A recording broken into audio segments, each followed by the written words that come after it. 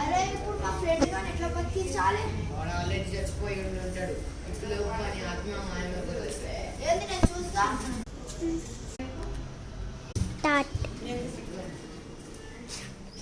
ఇప్పుడు ఆడ చచ్చిపోయింది మరి నేను. నువ్వు ఇక్కడనే తిరుగుతూ ఉంటావు. ఇప్పుడు నీకు దయ్యాలు అనిపిస్తుంది ఈరోజు రాత్రి. బతికి బయట పడలేనా? దేవుని మొక్కడం మాత్రం నీ లాభం.